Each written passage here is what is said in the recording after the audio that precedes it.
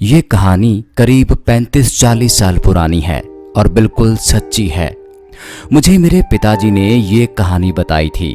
हमारे यहाँ के सभी लोगों को इस कहानी के बारे में पता है। हमारा गांव जहाँ है वो एक पहाड़ी इलाका है। अब तो फिर भी ये इलाका बहुत मॉडर्न हो चुका है, लेकिन 35-40 साल पहले ये इलाका बहुत सुनसान हुआ करता था। ज़्यादा आबादी भी नहीं थी। तो कहानी ऐसी है कि करीब 40 साल पहले हमारे ही गांव का एक फौजी छुट्टी पर आया था। पहाड़ी इलाका था और बहुत पिछड़ा भी था, इसलिए कोई बस या कोई और साधन सीधा गांव तक नहीं आता था। बस सीधा मेन बस अड्डे पर उतारती थी और वहां से पैदल ही गांव तक आना पड़ता था, पहाड़ों के बीच से होते हुए। तो वो फौजी पैदल ही रात के समय सुनसान इलाके से घर आ रहा था। जब वो रास्ते में आ ही रहा था तो उसको सड़क किनारे जंगल में किसी लड़की के रोने की आवाज सुनाई दी। फौजी था इसलिए बहादुर भी था, तो वो जंगल के अंदर गया देखने के लिए कि कौन रो रहा है। कोई और होता तो शायद ही इतनी हिम्मत कर पाता, पर जब वो अंदर पहुंचा तो उसने देखा कि अंधेरे में एक पेड़ के नीचे एक जवान लड़की अकेली बैठी है और रो रही है। वो उसके पास पहुंचा और उससे पूछा कि वो वहां कैसे पहुंची और उसका घर कहाँ है। लड़की जवान थी और बेहद खूबसूरत थी, लेकिन उसको कुछ याद नहीं था। वो लड़की बस रो रही थी और उसने फौजी से उसको अपने साथ ले जाने के लिए रिक्वेस्ट किया। फौजी उस लड़की को अपने घर ले गया। अगले ही दिन पूरे गांव में ये बात फैल गई कि फौजी किसी लड़की को लाया है जंगल से। सब ने जानने की कोशिश की कि लड़की कौन है और कहां से आई है, लेकिन उस लड़की को कुछ याद नहीं था। शायद उसकी यादाश्त खो चुकी थी। सबको लगा कि ये लड़की फौजी के घर ही रहने वाली है। फौजी लड़का भी जवान था और उसकी भी शादी नहीं हुई थी। एक ही घर में दो अनजान लड़का और लड़की रह रहे हों तो लोगों का तरह तरह की बात करना लाजमी था। इसलिए उस फौजी लड़के के घर वालों और गांव वालों ने फैसला किया कि उन दोनों की शादी कर दी जाए। लड़की ने भी हाँ कर दी। लड़की बहुत सुंदर थी, इसलिए फौजी लड़का भी मान गया। लेकिन शादी से पहले उस लड़की ने फौजी लड़के के सामने एक शर्त रख दी। उसने बोला कि मैं तुम्हारी हर बात मानूंगी, घर का सारा काम करूंगी, बस तुम कभी भी बिना दरवाजा खटखटाए मेरे कमरे के अंदर मत आना। लड़का शर्त मान गया और दोनों की अच्छे से शादी कर दी गई। सब कुछ अच्छा चल रहा था। 10-12 साल बीत गए। दोनों के 3 बच्चे भी हो गए थे। फौजी लड़का बीच बीच में छुट्टियों पर आता रहता था और फिर वापस चला जाता था। एक बार वो छुट्टियों पर घर आया हुआ था और वो बस जाने ही वाला था। सुबह अच्छे से तैयार होकर खाना भी खा लिया। उसकी पत्नी ने खाना बना दिया था। फिर वो जाने के लिए घर से बाहर चला गया और कुछ ही दूर जाने पर उसको याद आया कि वो घर पर कुछ भूल गया है। तो वो जल्दी जल्दी घर वापस आया। जल्दबाजी में उसको अपनी पत्नी की वो बात याद नहीं रही कि उसको बिना दरवाजा खटखटाए अंदर नहीं जाना है, और वो जल्दबाजी में ऐसे ही दरवाजे के अंदर घुस गया। अंदर घुसते ही उसने जो देखा उसको देखकर उसके होश उड़ गए। उसने देखा कि कमरे के अंदर उसकी पत्नी मिट्टी के चूल्हे पर रोटी बना रही है और उसका एक पैर चूल्हे के अंदर रखा हुआ था। जलती आग के अंदर बाल बिखरे हुए थे।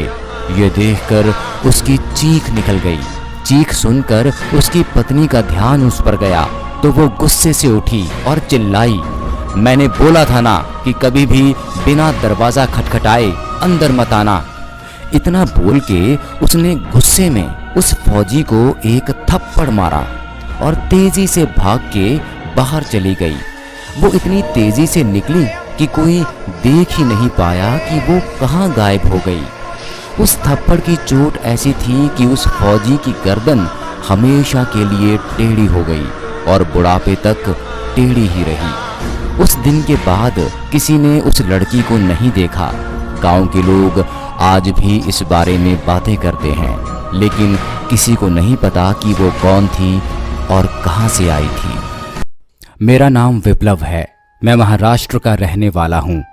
आज मैं आपको एक सच्ची घटना के बारे में बताने जा रहा हूं। ये घटना मेरे एक दोस्त ने मुझे कुछ दिन पहले ही बताई थी। ये साल 2012 मार्च में उसके साथ घटी थी। तो कहानी कुछ ऐसी है कि उस टाइम उनके एरिया के एक बहुत बड़े बदमाश का मर्डर हुआ था। तो पुलिस ने उसकी डेड बॉडी को शहर के सबसे बड़े गवर्नमेंट हॉस्पिटल में पोस्टमार्टम के लिए भेजा था।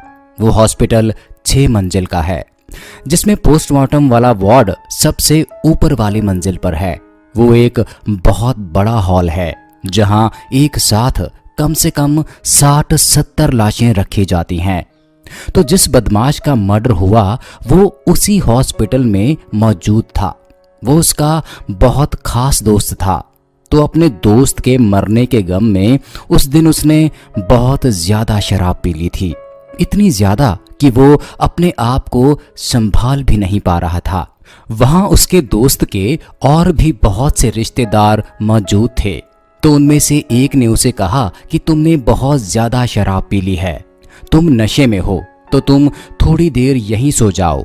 जब हम यहाँ से जाएंगे तो हम तुम्हें उठा देंगे।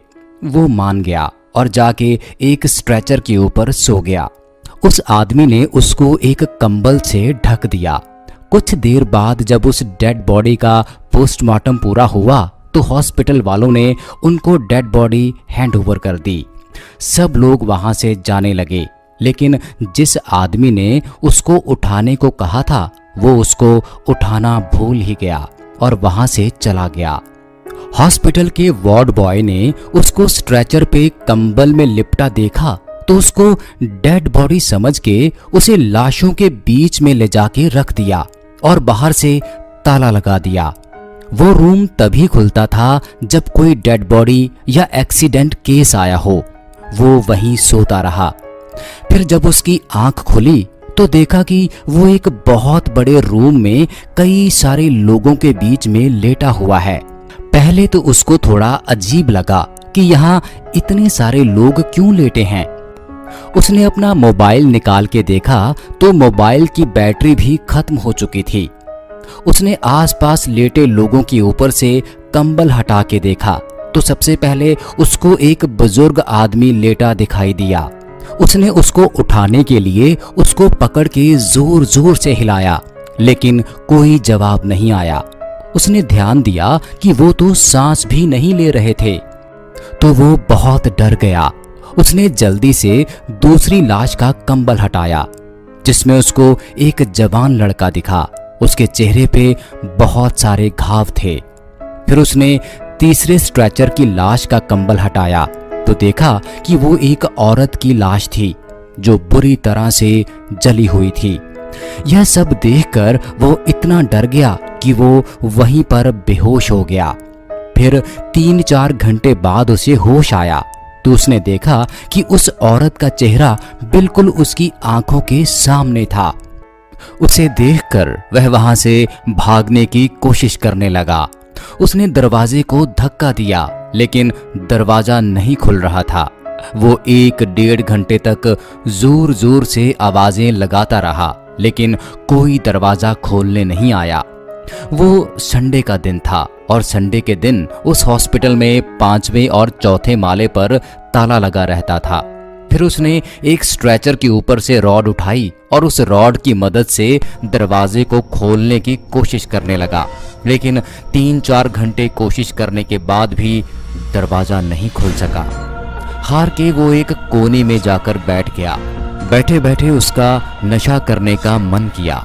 वो हमेशा अपने पर्स में नशे का सामान रखता था, तो उसने उस नशे को गटक लिया और स्ट्रेचर पर जाके सो गया। फिर उसकी आंख रात 11:30 बजे खुल गई। वो बताता है कि जब वो उठा तो उसको अपने अगल बगल से बहुत सारी आवाज़ें आ रही थी। कोई रो रहा था तो कोई अपने आप को कोस रहा था कि मैं छत से क्यों कूदा। तो कोई बोल रही थी कि मैं उसे जिंदा नहीं छोड़ूंगी, और भी बहुत सी लड़ने झगड़ने की आवाज़ें आ रही थी। उसके बाद वो सब आवाज़ें धीरे धीरे बंद हो गई। वो भी डरता डरता फिर से सो गया। फिर सुबह करीब 9:30 बजे दरवाज़ा खुलने की आवाज़ से उसकी आंख खुल गई। उसने देखा कि 2 लोग एक डेड बॉडी को स्ट्रेचर पर रखकर अंदर ला रहे थे। तभी उन्होंने उसको अंदर खड़ा देखा तो भूत भूत चिल्लाते हुए पोस्टमार्टम रूम की तरफ भागने लगे। वो उसी वक्त वहां से भागता हुआ सीढ़ियों से होता हुआ वहां से बाहर निकल गया। उसके बाद उसने 1 हफ्ते तक किसी से कोई बात नहीं की और ना ही किसी से मिला।